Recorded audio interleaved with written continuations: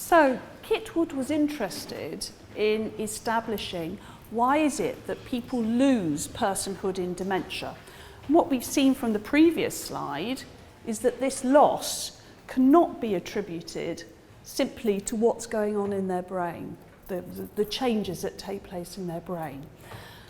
And Kitwood developed a model of identifying other factors which are contributing to the loss of personhood. And he expressed this as a formula. So D refers to the clinical picture, the presentation, what we see. NI refers to the neurological impairment. So that's what's actually going on in people's brains, the pathological changes. But there are then 4 other factors which interact with those pathological changes to produce the clinical picture of dementia. The first 2 there, P and B, relate to someone's personality and someone's biography. And I think this makes some intuitive sense. I'm sure you've all noticed in the course of your work and your experience of people with dementia, why is it that one person seems to be able to take a dementia in their stride, isn't particularly troubled by it, still seems to be a happy person, whereas somebody else actually reacts in a much more catastrophic way? I mean, if I had to predict my own future, I will be a catastrophic person with dementia.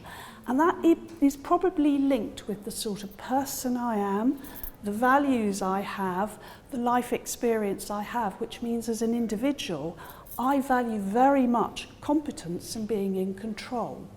So for me, the experience of dementia is going to be devastating, and I issue this as a warning should I arrive at your home in the future.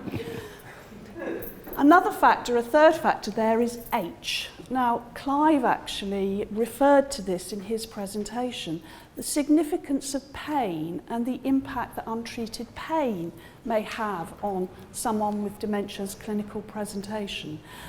He referred to man flu. Well, we know that for all of us, our sort of well-being and our ability to function is very much linked with our physical well-being.